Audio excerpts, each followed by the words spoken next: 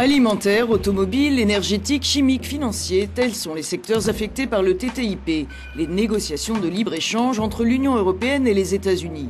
Un partenariat controversé que le Comité des régions de l'Union européenne avait mis à l'agenda de sa session plénière.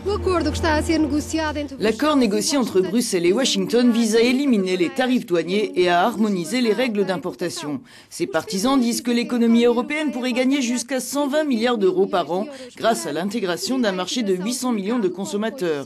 Ces critiques estiment que le partenariat pourrait entraîner une baisse des normes en matière de qualité et de sécurité alimentaire et menacerait les droits sociaux et ceux des travailleurs.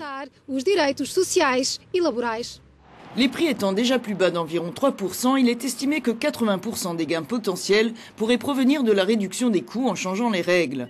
La chimie est un secteur important, il représente plus de 20% du commerce transatlantique, dont pour moitié les pharmaceutiques. Le lobby européen du secteur assure que cela n'affectera ni l'industrie ni les consommateurs. Aujourd'hui, les normes sont essentiellement les mêmes. Il s'agit de retirer les doublons. Le plus grand bénéfice est que nous pourrons introduire plus rapidement de nouveaux médicaments avec la simplification des procédures sans baisser le niveau.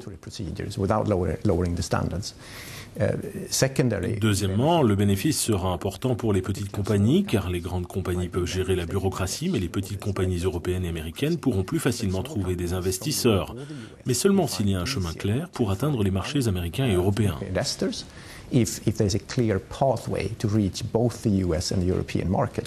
La question de la qualité et de la sécurité alimentaire est plus controversée, bien que ce secteur ne représente que 5% du commerce bilatéral. Les groupes écologistes comme Greenpeace alertent sur les normes en vigueur aux États-Unis qu'ils considèrent comme bien inférieures aux règles européennes. L'Union européenne a banni 82 pesticides et produits chimiques toxiques qui sont toujours utilisés aux États-Unis.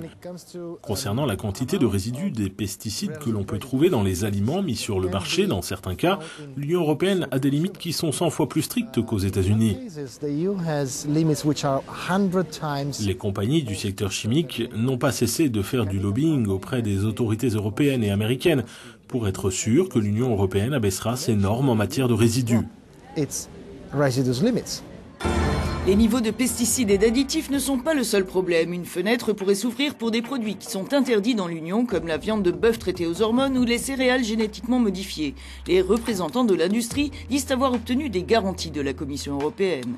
À part le cas des OGM et des hormones que vous avez mentionnés, qui sont bannis en Europe, et cette interdiction sera maintenue, il y a d'autres domaines où l'on peut trouver des compromis. Au final, ce sera tout bénéfice pour le consommateur qui aura plus de choix et des prix plus bas.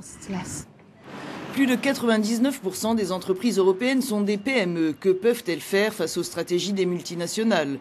Le Comité des régions de l'Union européenne se dit préoccupé par les mécanismes de règlement des différends entre investisseurs et États, un système paralégal qui permet aux sociétés de poursuivre en justice des États pour des lois qui affectent leurs revenus.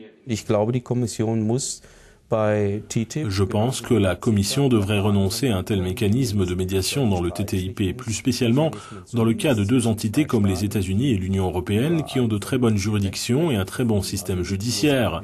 Nous n'avons pas besoin d'un tel mécanisme.